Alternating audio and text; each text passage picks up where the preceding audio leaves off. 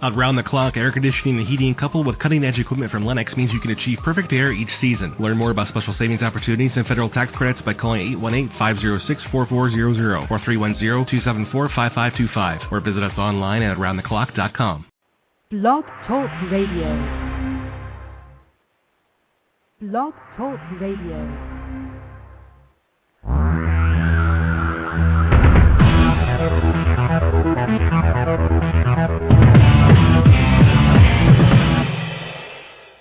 Live from Los Angeles, the Win Without Competing Show with Dr. Arlene Barrow, Career Coach 1 and author of Win Without Competing. Now, here's Dr. Arlene. Thank you, Virgil. In tough economic times, it is especially important to implement my Right Fit method, which will enable you to win without competing in your career and in your life. Stephen Citron, who is my guest today, and Ann Edwards, who was my guest on April 1st, are a fascinating couple. Together, they wrote a great book, The In and Us, which I recently read. The story takes place in the Berkshire Hills of Massachusetts near the Tanglewood Music Festival. Straight from Manhattan, Stephen buys a huge farmhouse built in 1847, which he turns into a country inn with a Parisian menu. It is here that he met and fell in love with Anne, who moves into the inn. As a reader, you will feel as if you are actually at the inn, sharing their experiences. One guest brought an axe to the inn and left it on his pillow when he departed. And of course, Stephen, who has extremely high standards, would only serve marron glacé with vanilla ice cream. He told a guest, who requested chocolate ice cream instead of vanilla, that he would get sick because the combination of chestnuts and chocolate ice cream was wrong. The guest promptly walked out. And then there's Norman Mailer and Leonard Bernstein. We will talk more about the In and Us shortly. Stephen Citron has mastered the Right Fit method without even knowing it. The marron glacé story is a superb example of his high standards. I hope that I have whetted your appetite to meet him. Stephen Citron, Authority Extraordinare on Musical Theater, composer, lyricist, author, lecturer, teacher, and product of the Julliard School of Music. Mr. Citron's book, Songwriting, A Complete Guide to the Craft, is in its 17th edition, and a newly revised edition was recently published. In the field of musical biography, he has written 3 dual biographies, including Noel and Cole, The Sophisticates, chosen as one of the New York Times Best Books of the Year. At Carnegie Hall in his studio, he taught piano and composition for many years. Citron has published songs here and abroad, accompanied Edith Piaf, and wrote the score, music, and lyrics to One More Song, the Judy Garland Musical, which lives on after its debut in the mid-1980s. He will share stories of his glamorous life in Paris. Citron is married to the well-known celebrity biographer Ann Edwards, and they live in Beverly Hills, California. Welcome to Win Without Competing, Stephen. Oh, I'm glad to be here, Arlene. It's a pleasure to have you. I know our listeners are eager to hear more about the In and Us. Let's save those charming anecdotes for later. Okay. Where do we start? You lead me in. Okay, we're going to start with your early life. Tell us about where you grew up your parents, and your dad's vision of what you should become? Oh, well, that's a long time ago, but I can remember clearly being in the playpen in Trenton, New Jersey, and singing and in music at 3 or 4 years old, and everybody was marveled how I could keep a tune at that age. My parents were both musical, and my father was a sort of a CEO in scrap iron and steels, and he felt that music was a delightful hobby, but never felt that I should go beyond that into a lifelong career. But I had different ideas even from the beginning. Anyway, Trenton, New Jersey is a small town on the East Coast.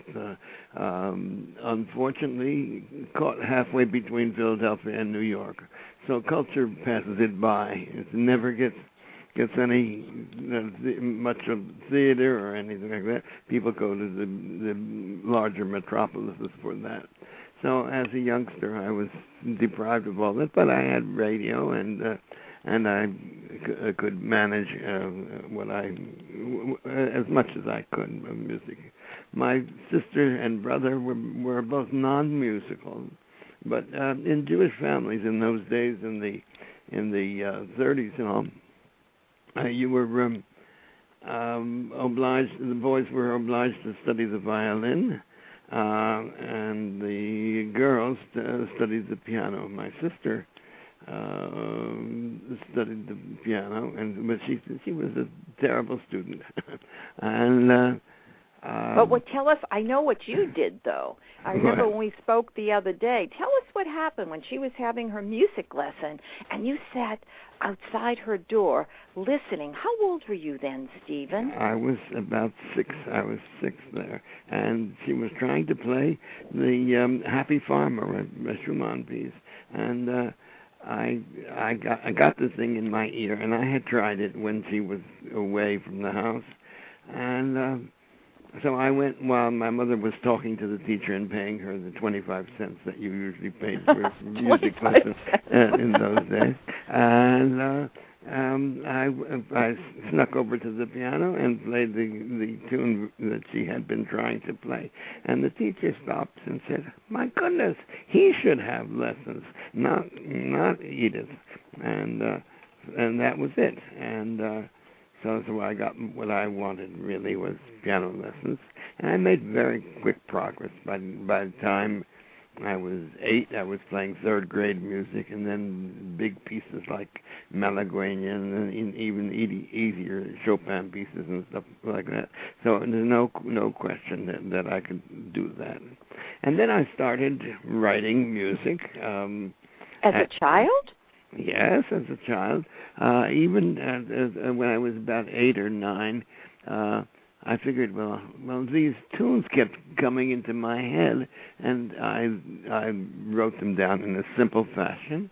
And I even had my brother go and buy me a little music manuscript book, and I put my name on the front, and then I said, under my name, I said, better known as Beethoven Citron, not my own name.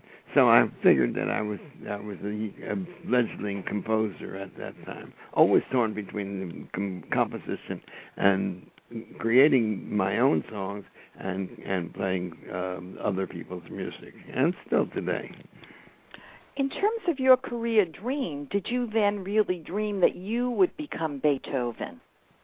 Well, a composer, yes. I dreamt that I would become a composer and also a pianist. There are many pianists who play their own compositions, and that attracted me too. And in addition, all aspects of music attracted me. And I think listeners have to know that to win without competing, you don't have to compete. You have to win by keeping an open mind, kind of an open door to what you're going to be doing. So whether it was composition or piano or popular music, all of those areas were intriguing to me. Did you consciously keep raising the standard in your mind with the idea that you wanted to perform better and better and better? Were you aware of that as a child, do you think? Oh, yes, I was aware, and my piano teacher was a great help because she entered me into the National Piano Contest, and so that you did, first of all, a program of 3 or 4 things, and then I was doing a program of 15 or 20 things, big pieces, and you got all kinds of diplomas and medals for that and for those things. So she kept raising the bar. She kept raising the bar and helping Absolutely, you grow. and I kept following and raising it myself, too, and saying, well, I want to play this piece. Oh, when can I play such and such a piece? And when can I play Malagueña, you know? Tell us the story of how your dad enrolled you at Wharton and what happened there. Well, after high school, when I was showed great promise, and then I played with the school orchestra and all of that. But my father said, that's very nice. He said, but remember Uncle Dave. And I said, well, Uncle Dave, yes. Uncle Dave was my uncle and married to my father's younger sister. And my father had to support him. Dave was a very good violinist, and he played with Victor Herbert's orchestra. Victor Herbert was a well-known American composer, and he had a big orchestra in New York. And but there were no jobs for people in music that days in the 30s and the 40s, and so my father said, "There's no way you're going to make a livelihood out of music. Besides, I came here as a poor immigrant, but I want you to go over now that the business is very lucrative. You and you like fine things. You can I'll enroll you in the Wharton School of Finance in Philadelphia, and I'll give you a suite of rooms if you like there. And I'll give you your own Cadillac and a charge account at all the stores." So your parents were wealthy then, Stephen? Yes, they were. Yes, and all of that. So I couldn't resist it. I said, well, I'd rather go to a music school, a conservatory. And, well, wait, give this a try. You might like it. And I did. And I entered into the Wharton School, and after 6 months, I had an F in business law, an F in accounting, and an F in some other business subject, and A's in music and English and all those things. So the dean sent for my father, and he said, well, this is obviously a boy in the wrong big fish in a wrong pond. I like that, a big fish in a wrong pond. Okay, that's terrific. So obviously the dean understood the concept of the right fit, which you were very lucky. He didn't want to push you to do something that you obviously didn't like. Right, absolutely. It was obvious that this was wrong for me.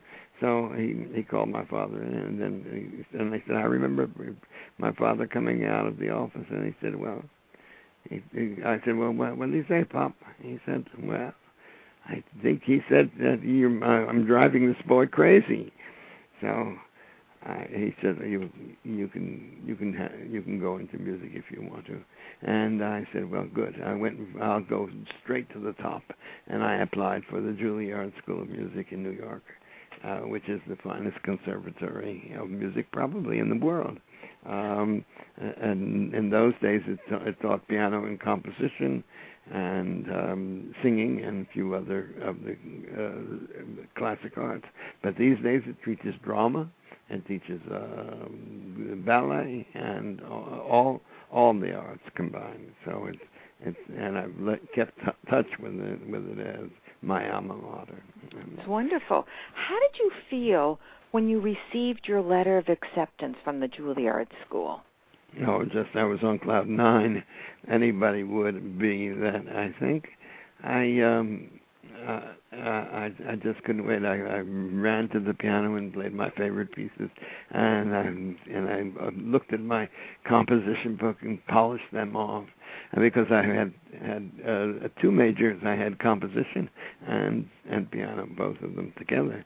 And so I had to bring my compositions to a board, and I had to perform for a board too. How did you feel about performing? Were you comfortable performing? Never comfortable about it. Always a nervous stomach and everything. Later on, when I did postgraduate work in Paris, I would throw up before every concert somehow, but that's not unusual because Vladimir Horowitz, the great Russian virtuoso, he gets sick in the wings of Carnegie Hall too, and they have a little pot there for him to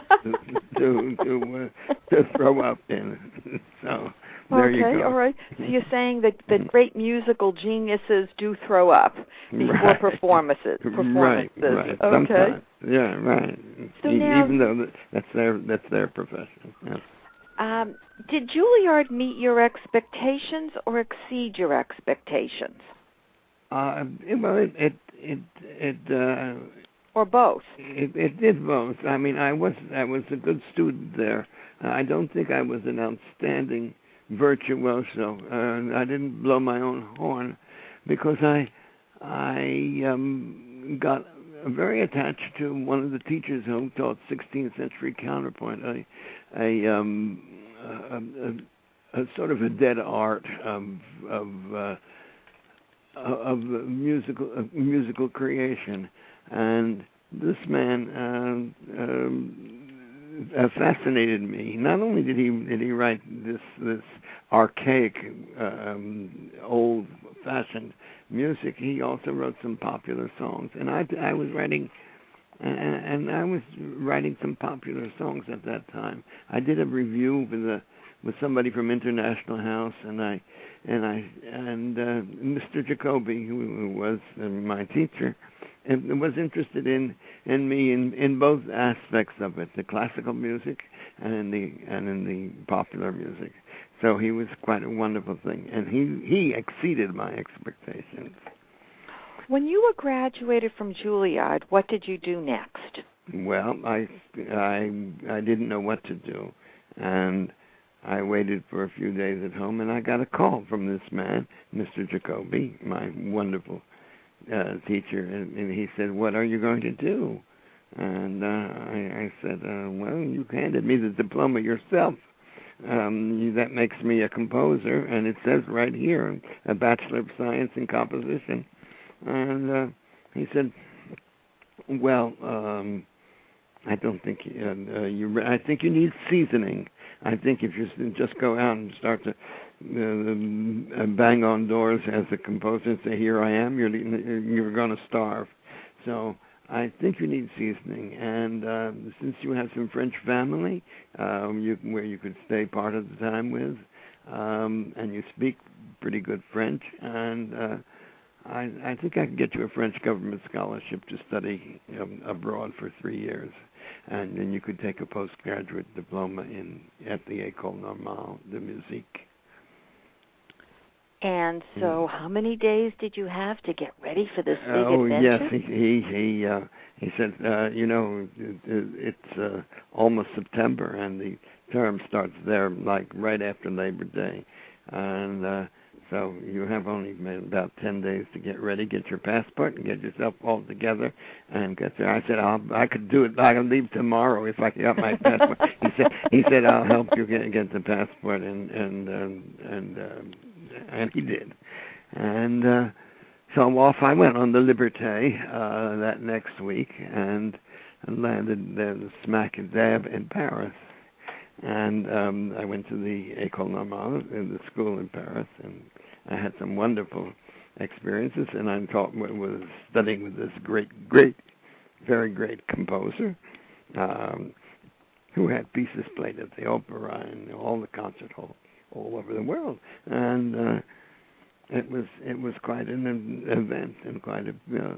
And for recreation, I very often went to a nightclub there on the right off the Champs-Élysées, which is called the Club de Paris.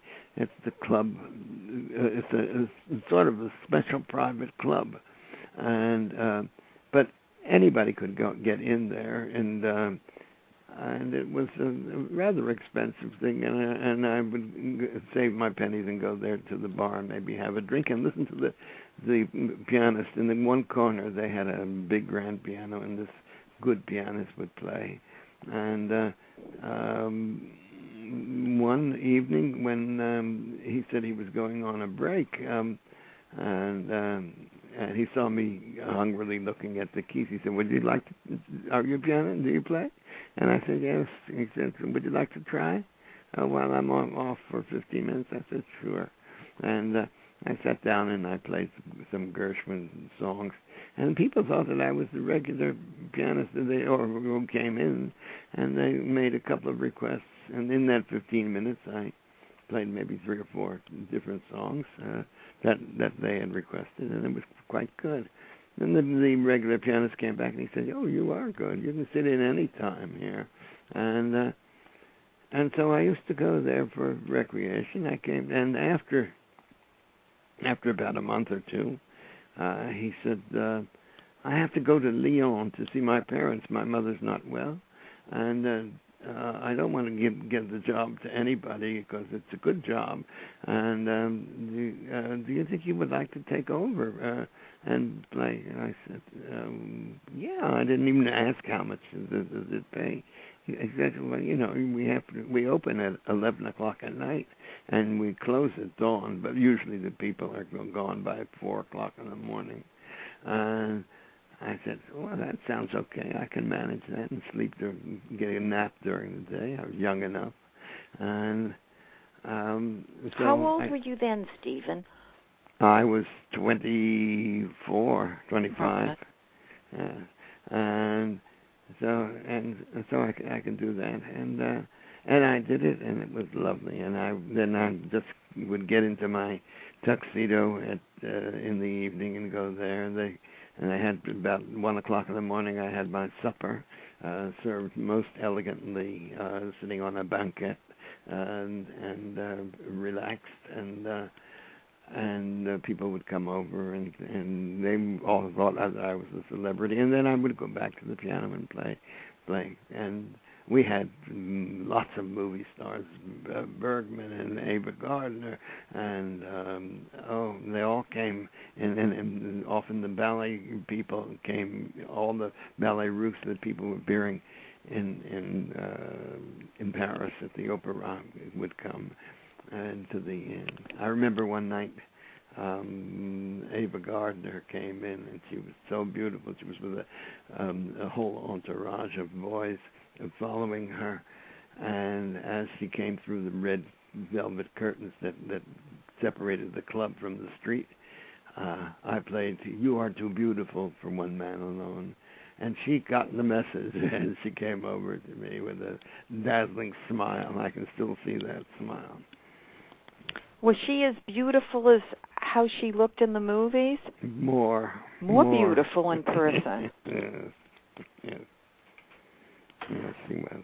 Anyway, the Club de Paris was a real adventure for me, and I enjoyed it. And after 2 years of playing, learning everything about composition and doing serious composition, I developed a sort of way of teaching also. A lot of people would come to me and say, so that during the day they would want to have some lessons. They said, "Well, I have a good ear. Can you teach me to play?" And I say, "Yes, I can teach you to play." I found a system with 3 or 4 chords, which almost anybody can do, even on a guitar, but it seems to work best on the piano for a beginner. And 3 or 4 chords, and then they put a bunch of different tunes on top. with the same chords. So this sounds like a different song immediately. And that seemed to work very well. So I was successful there in the teaching, and developed a system of teaching that would follow me throughout my life and really make my career and make money for me. And because the Club de Paris didn't pay more. Tell us what I remember what you initially how much you were paid, and then you asked for a raise. Tell us how much you were initially paid. Yeah, I was paid 1,000 francs, which sounds like a lot of money, but that would translate into $3.50. And $3.50 a week or a day? A night. $3.50 a day. Okay. Right. A night. And I was paid every night before I went home. They didn't pay in advance or anything. And that was 6 nights. We were closed. We were open every day except Sunday. And so but then you also asked for a raise. Am I correct? I did.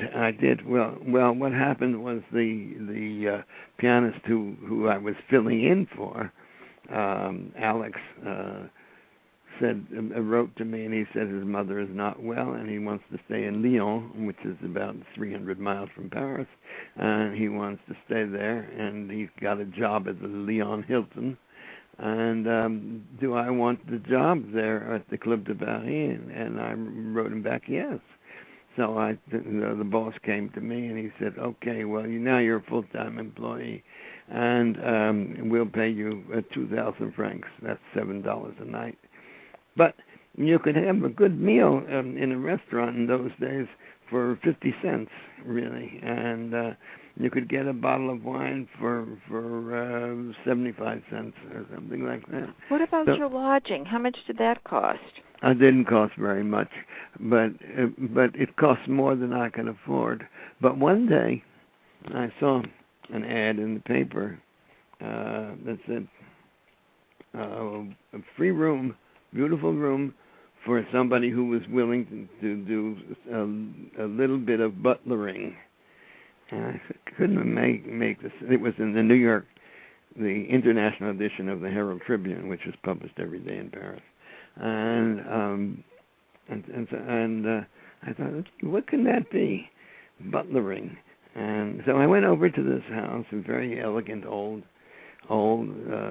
mansion flat, but everything was falling apart. The 16th, the 19th century, 18th century furniture, the arm would fall off, or these damask sofas were all very worn. The ceiling was cracked, and the plaster was falling down with the nymphs and cherubs and all over the place. And I could see that they were in bad situation financially, but Madame came into the room, and she was the most elegant, and she said, all you have to do is serve dinner or occasional tea, and take care of the dishes, our dishware, and our goldware. They didn't have silverware; they had goldware. I found out later it was solid gold and very valuable. So I moved right in. I said I need to get my piano. I had a rented piano, and that was it. And I practiced classic music during the day. I performed at night, and I did the occasional tea party or served an occasional dinner. They gave me a uniform, a beautiful tuxedo kind of uniform with a striped vest, like a real maitre d' or something. And I got into that, and I served tea. One of my duties was counting the silverware, the goldware afterwards. After the meeting, I remember one tea party Madame had a big tea party, and I served. She served little sandwiches and things, and I cleaned the silver and put the goldware and put it away afterwards. And I said, Madame, there's 2 teaspoons are missing. And I said, I think it was that Madame's so and so, the one with the big hat. who asked me for an extra teaspoon. I gave her one, and then she said, no, I need another teaspoon. So I think she took the teaspoons. Madame said, no, she didn't. She didn't take the teaspoons. I said, how do you know? And she said, I know. We've been selling off. That's how do you think we live? We've been selling off the goldware. But don't worry, we have full service for 24, and it will probably outlast us. Anyway, Madame took me in the kitchen very often and showed me how to make a blanquette de veau. I learned to cook from her, and I learned to cook Parisian food with no shortcuts, the exact thing, and how to make a pâté and how to make an omelette from the beginning, straight to the most complicated blanquette de veau. Who would know that she was getting you ready to buy and establish your own inn? I didn't know that, but I kept. It's like when you have something in your dossier or something in your briefcase that you can have. I can remembered all those recipes, and although when I get back to the States, I didn't cook, but they were obviously there in the back of my head, and so that was. And you obviously enjoyed the cooking as well. I did. It's all part of living in Paris, I think. Eating, shopping for the food, and cooking it, and appreciating it, and talking about it, and it's all part of living abroad, I think. Tell us the story of the man who came into the Club de Paris. Yes. Who wanted you to write songs for him. Mm-hmm. And what he did with them, and how you got to Edith Piaf.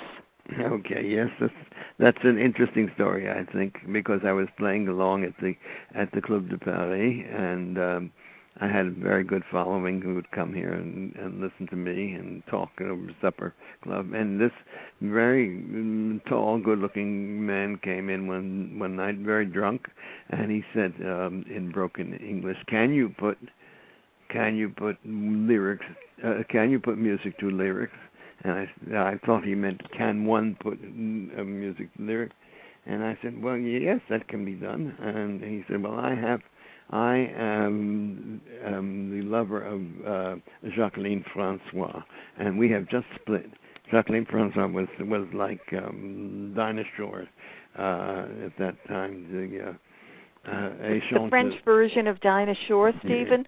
Yes, and very popular singer, and dark beauty, and very, very popular. And so he said, and I just split with her. I'd taken all my lyrics that I wrote for her, and they're here in this notebook, and I'll give them to you if you can put lyrics to them, music to them. I think maybe we can do something with it. I looked them over. They didn't look very interesting to me, but I took them home, and one morning when I had nothing to do, I fiddled with a few of them, and I wrote music to 4 of them, and I put them back in the folder, and brought them down to the club and hid them in the piano bench. And he didn't come in for a month, and then he came in drunk again, and he said, "Well, what happened to my songs? Did you ever look it up? There's just where I left." And I said, "No, I took them home. I looked through them. I found 4 that were interesting, and I put music. They're on the top of the pile." And so I gave him that, and again I didn't hear from him for a couple of months.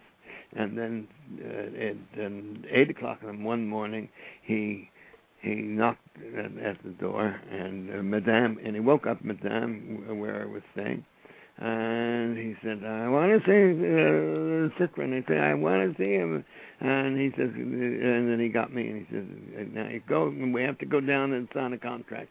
They're publishing our songs," and I had never had anything published at that point. And so I ran down with him. We had them published, And he said, "Now we'll take them to the top. We'll take them to Edith Piaf." And now Edith Piaf. Tell us who Edith Piaf is. I think that many of our listeners won't know who she is. Right. The name Piaf means sparrow. Piaf is in French is a little sparrow. She was France's little sparrow. She was a very short, slim lady who had a tremendous voice, full of vibrato and a kind of a wonderful style, a voice that you could remember with had kind of a fulsome sound. And she wrote things like La Vie en Rose, which recently was a picture of her life. Actually, she was France's most popular singer and probably one of the greatest of all French singers. And she had led a dissolute life, and she would appear in a nightclub with a black velvet dress and high-heeled shoes, black velvet dress and a single diamond clip on her shoulder, and she looked so wonderfully like a waif, like a Piaf, like a sparrow, and she sang so fully, beautifully. So she was. Was she physically very petite then too? Yes, she was only 5'1", I think, maybe 5 foot in heels. Actually, she was very small. But she was a giant. You know, you can be small. She was a giant on stage, and she was tremendous. And so she liked one of my songs of the 4 that we brought to her, and she was tremendous.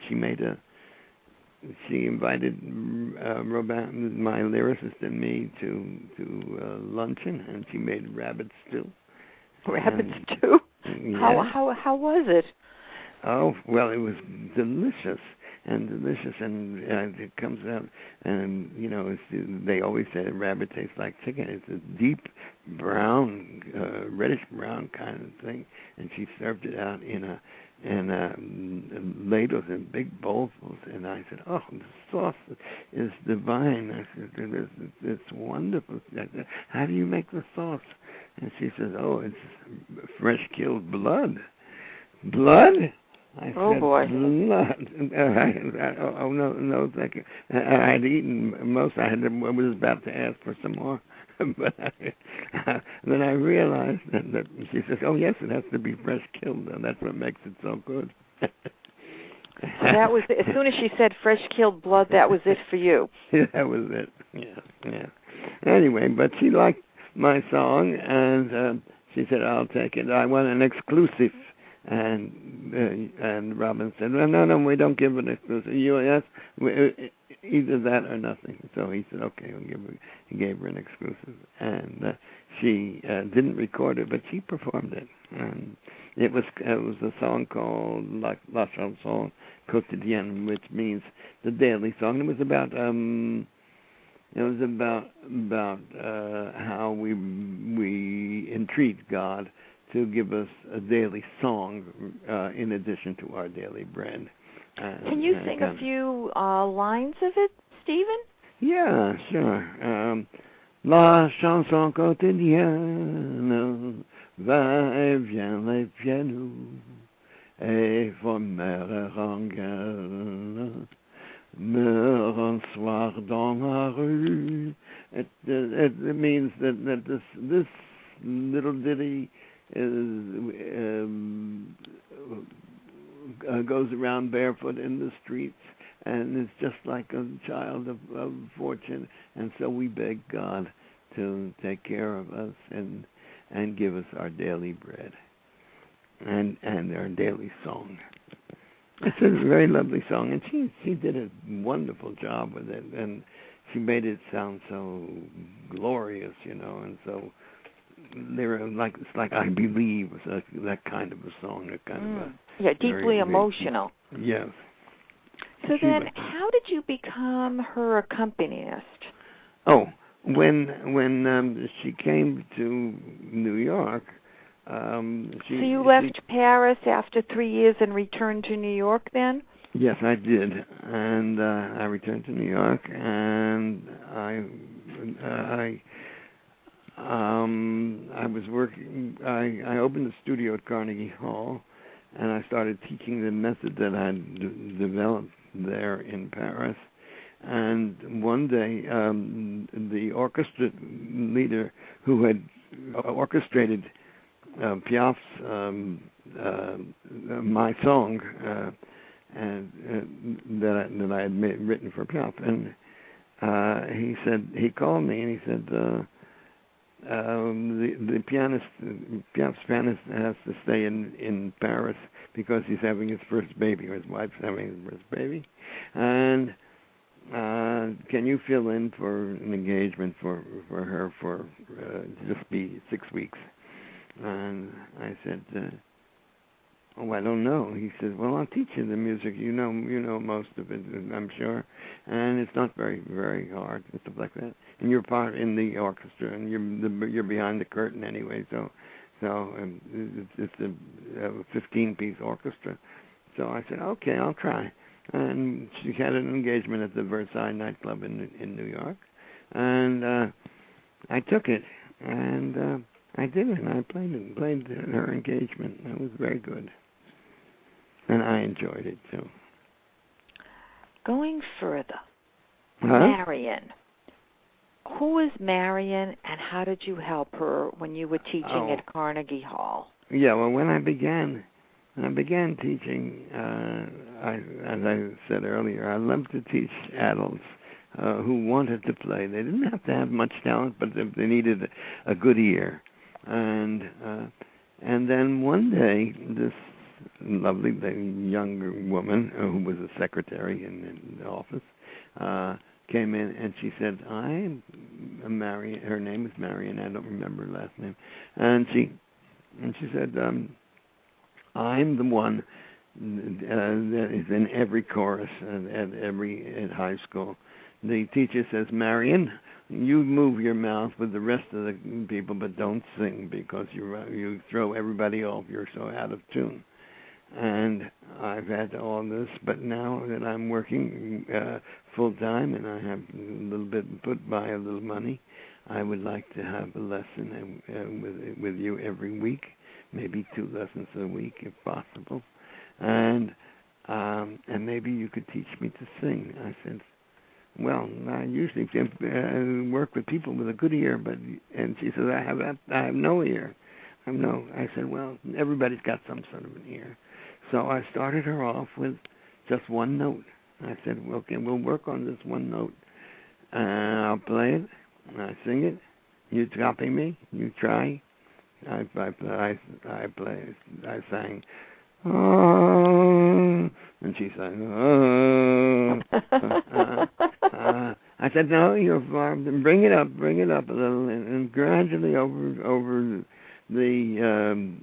about 6 months, she got that one note, and then we went on. I found a song called "All of a Sudden My Heart Sings," which is basically a scale line. All of a sudden my heart sings when I remember little things. Da da da da da da da da da da, and so forth. And it took her about 2 years to do that one, just that song, because it's the scale line going up and coming down. But she did it not badly.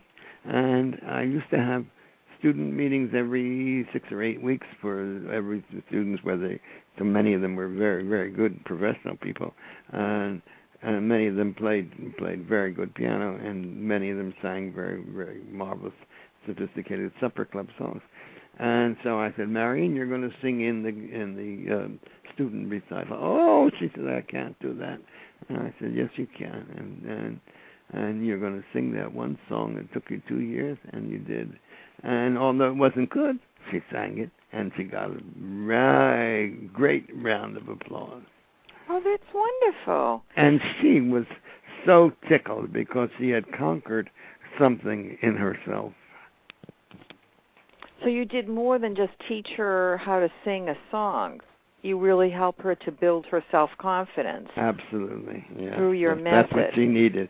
She needed, because that thing was hanging over her, and that teacher, it was terrible. You know, that embarrassment to say in front of the other people in the chorus. That, right? If she had said it to her quietly, maybe it would have been one thing. But to say it in front of all the other students was terrible.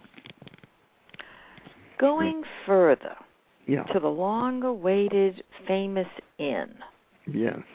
I want to read the dedication that you and Anne wrote. All right. This book is dedicated to all the holiday inns without which there would never have been a need for Orpheus Ascending.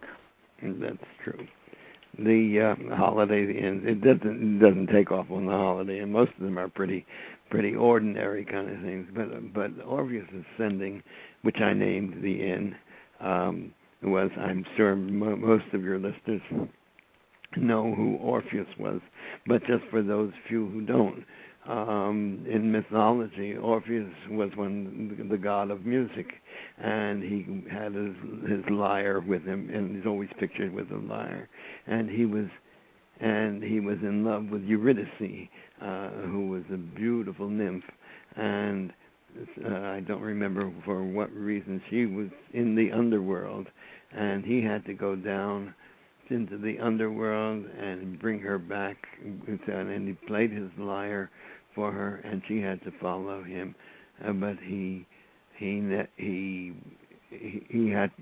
had to follow him, and he was never to turn around and look at her as they ascended from the underworld into the upper world.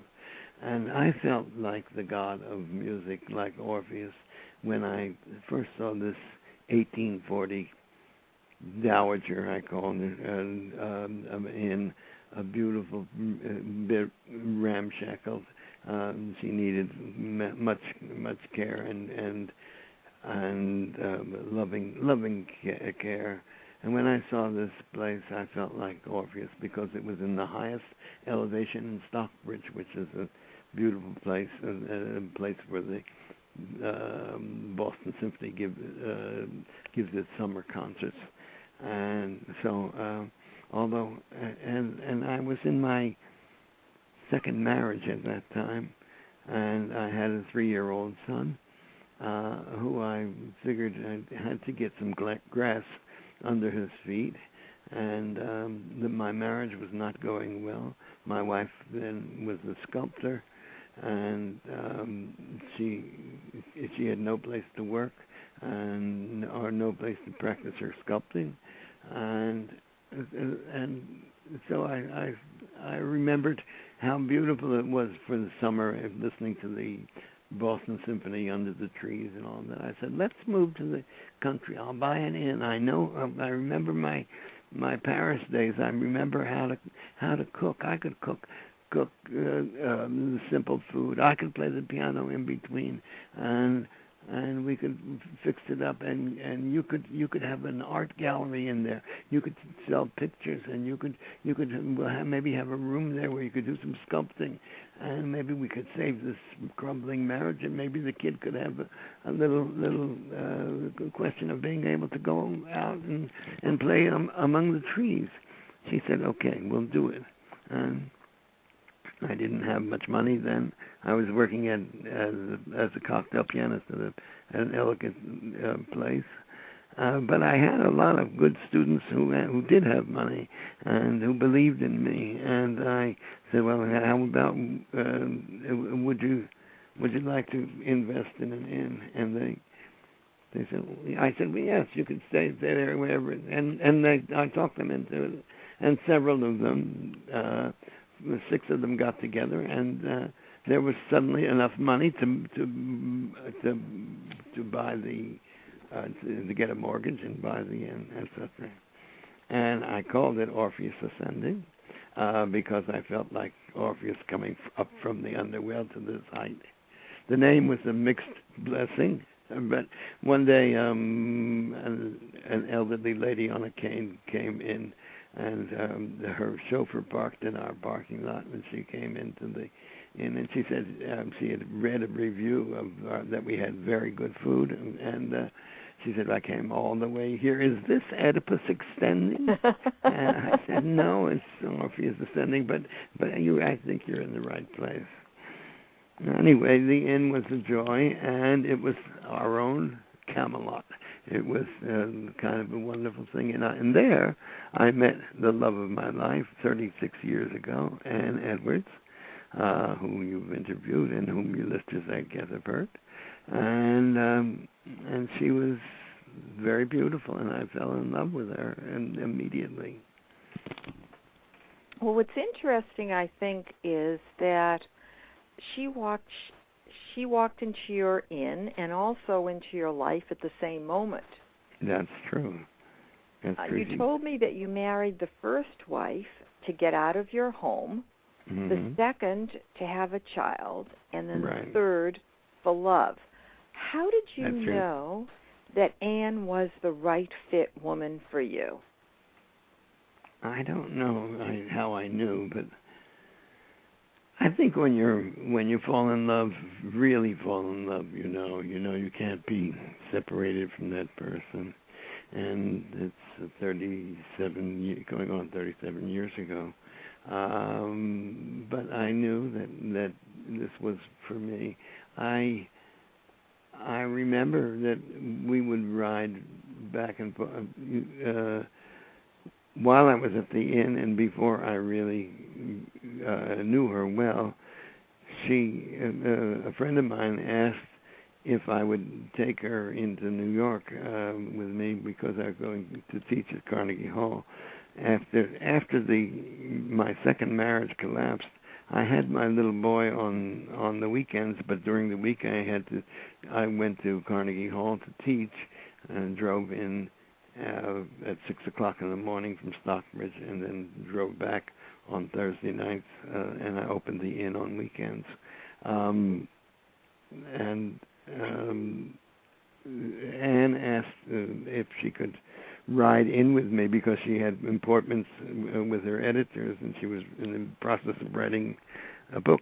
And I said sure. And so it's a long ride to Stockbridge, 3.5 hours.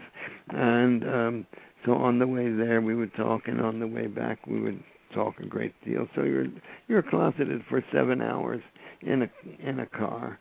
And after 3 or 4 weeks, you seem to know everything about that person. And then after about a month, she gave me a copy of a book of hers called Shadow of a Lion, which I adored, which is about blacklisting and what she suffered in blacklisting, and or gray listing as she was.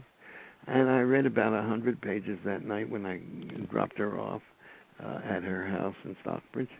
And I called her on the phone and said, this is the most fascinating book.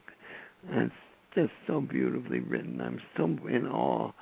And by the way, I love you.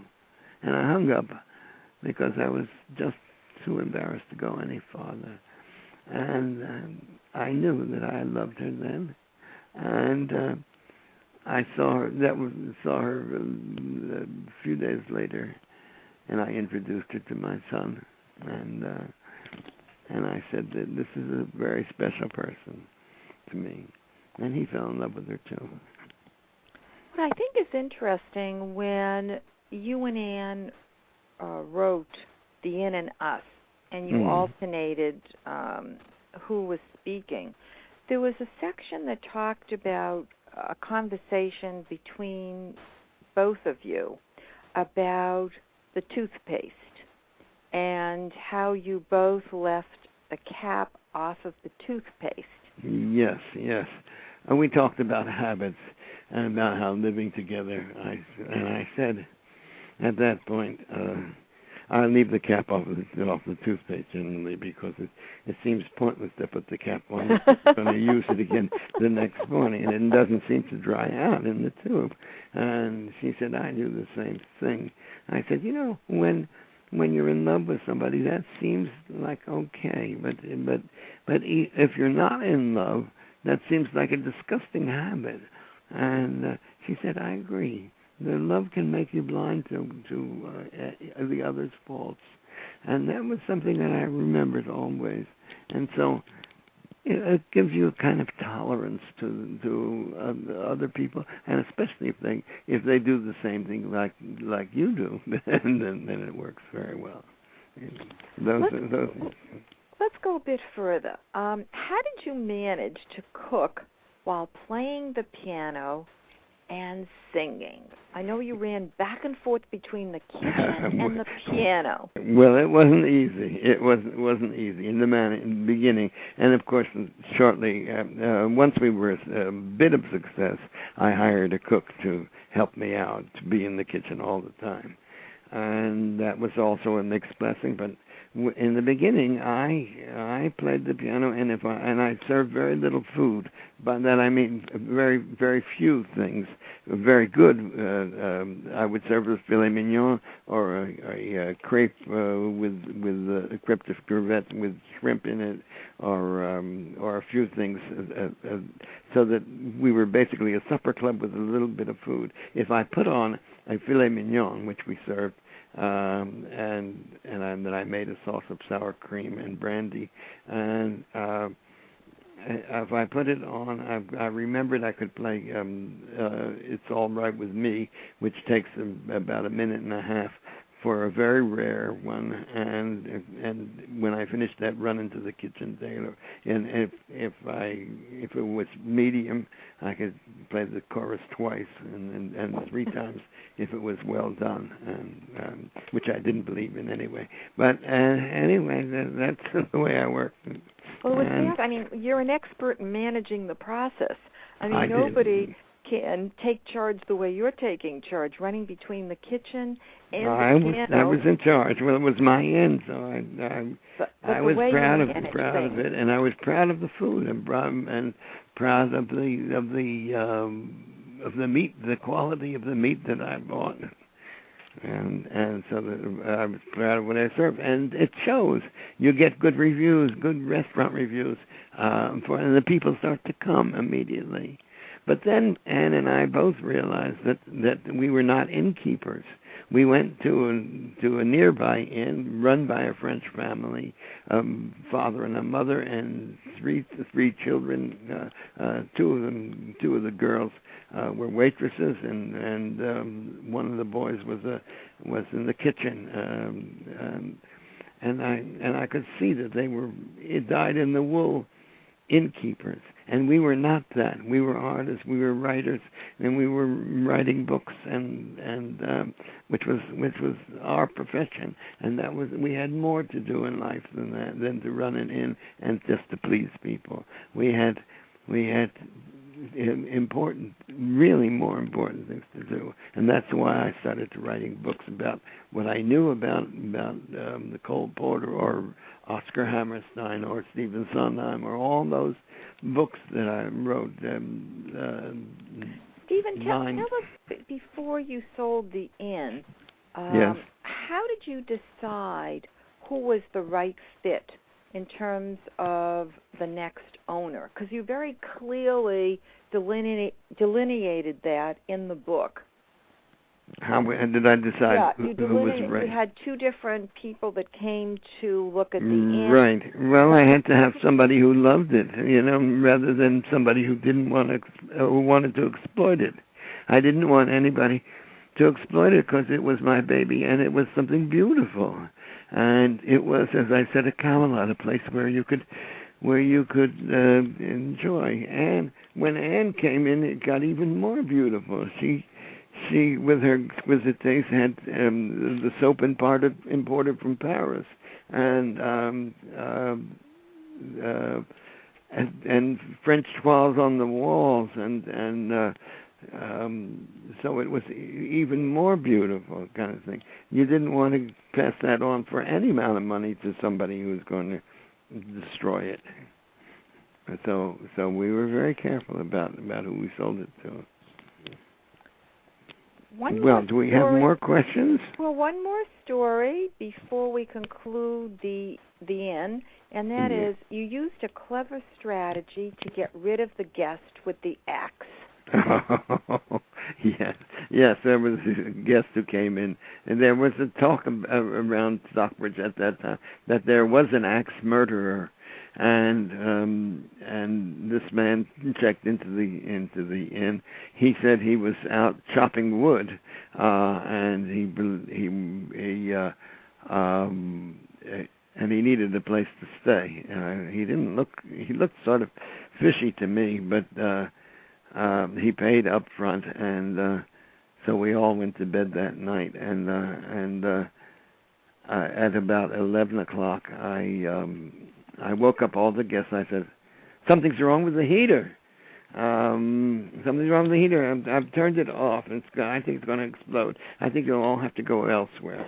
And I woke them all up, and said, because I was terrified that this was the axe murderer, but I never found out. But this man left his axe on the pillow as he checked out. He was so angry. And the others, I found accommodations elsewhere. And they were all relieved because when I explained what had happened. Going further, Songwriting, A Complete Guide to the Craft, was initially published in 1985 and newly revised in 2008. We don't usually think of textbooks as bestsellers. So what's the secret to your success? I don't know. That book has everything in it, I think. And I have had so many people call me and say, or write to me and say how they learned so many things from songwriting, because it doesn't play down. You can write a song with just 2 chords, or you can know the most complicated chord sequence. I have so many things in there that you can capture everything. I have every kind of song described. It's a big fat book, and it's used in high school, not so much in high school, but mostly in colleges as a textbook on songwriting. I was the first one to teach songwriting at the New School in New York, a course in songwriting, and so I developed this book with almost everything. I put almost everything I know about writing a song into the book, and I think it has something there for everybody. Well, perhaps that's the secret to your success, that that an ordinary person can write a song. Yes. You don't have to be an extraordinary musical talent. Right, you don't have to, and it may not be a great song, but it'll be a song, and it'll be done in professional style if you just follow the way I tell you to write it down. You've written 3 dual biographies, notably Noel and Cole, the Sophisticates. What is the Citron brand of biography? Well, the dual biographies, it came about by a kind of a fluke, because I put down 10 books. One, Songwriting was a bestseller in the trade books. Once that was, I went to my publisher and I said, I'd like to write 10. There are 10 people I'd like to write about, and he said, I can't publish. I can't give you a contract for 10 books, but I can give you a contract for 5 if you double them up. He said, that's a good idea. Well, Noel, Coward, and Cole Porter were both the Sophisticates, and they wrote very sophisticated kind of music. Hammerstein and Lerner both wrote the book to the musical at the same time as writing lyrics. So they fitted very well together. And Sondheim and Lloyd Webber are both examples of the new musical. I had a couple of others that I was going to do, but I got tired of that series and then wrote a single biography of Jerry Herman. And I'm working on another biography of Cole Porter now. I'm curious also, too, about the caliber, because I know we talked about yesterday the fact that these dual biographies were published by Oxford Press. Yeah. And that their standard is very high, and that you did really scholarly research to do those biographies, which to me would be a signature aspect of your brand. Mm-hmm. That's true. That's true. I did it. Oxford books are intended to last through the ages, and they print them on acid-free paper so that they don't yellow. And their books are that way. And I write for the university press, which is quite different from my wife, and she writes for more commercial kind of books.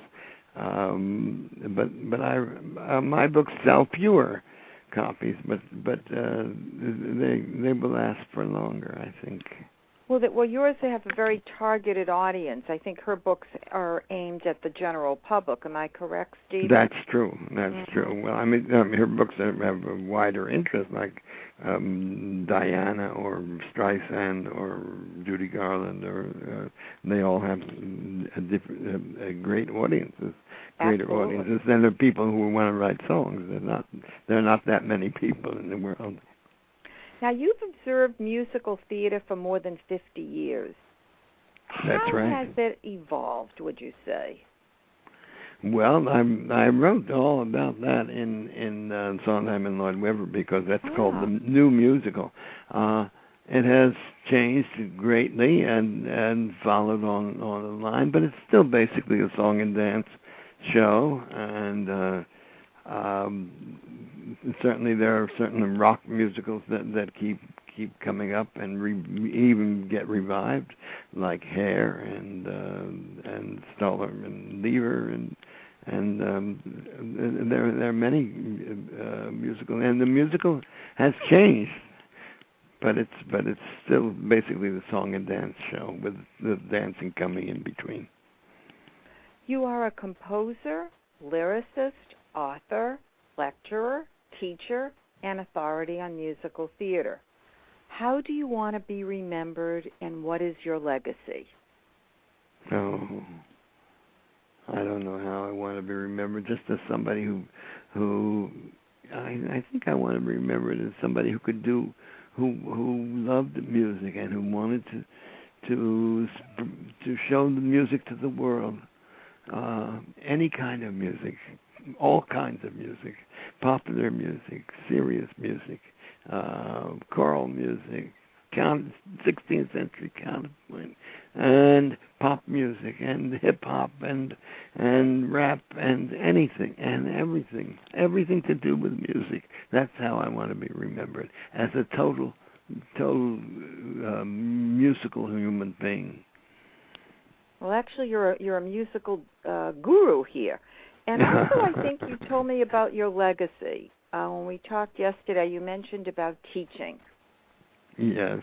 Well, I believe in teaching. I think teaching is the greatest art. I remember when I had the Inn, one night Leonard Bernstein came in, and he was then the conductor of the New York Philharmonic, and quite a young man then, and he sat down at my piano and played a single. He said, "Come join me. We'll play a duet."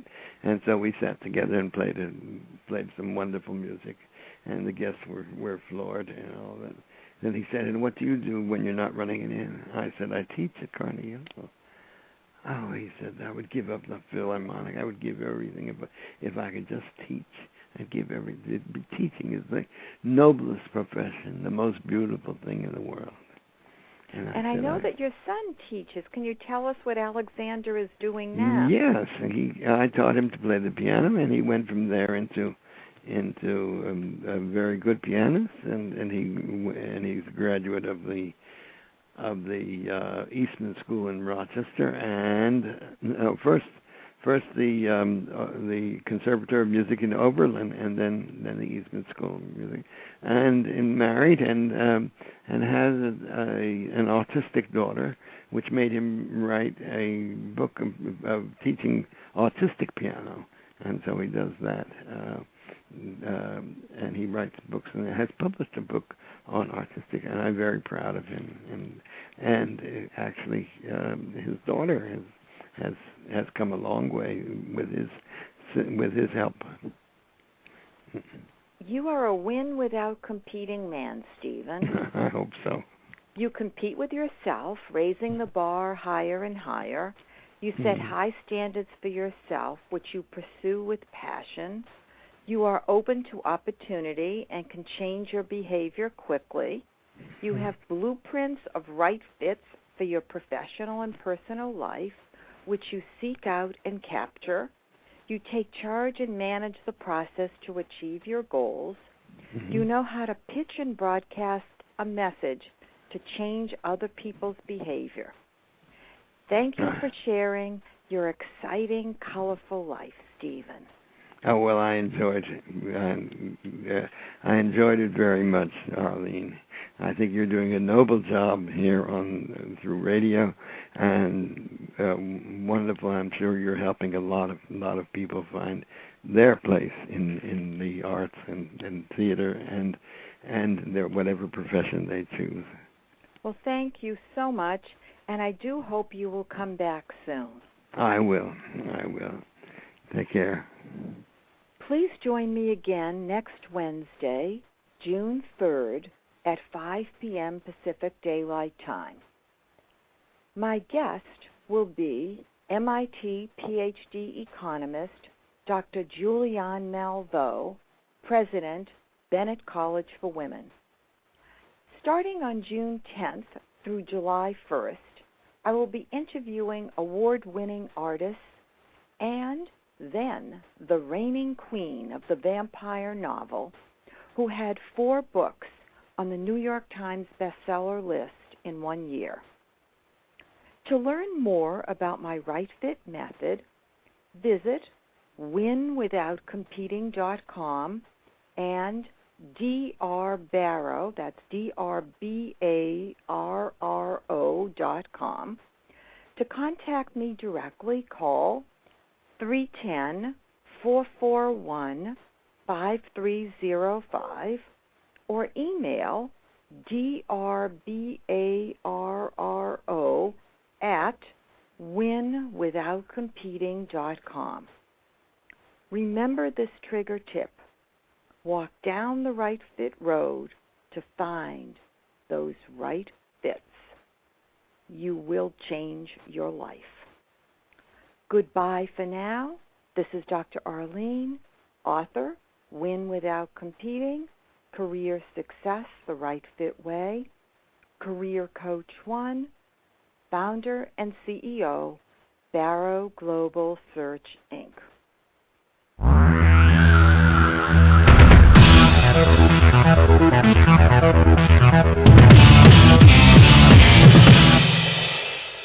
Have you Googled yourself lately? Are there negative posts from an ex-employee or from a former client? Maybe an outdated news article? Search engines don't always get it right. But right or wrong, it's your reputation on the line. That's where Reputation Defender by Norton comes in. Take control with Reputation Defender. Their cutting-edge approaches help you to wipe away unwanted information in your search results. They also promote the good stuff.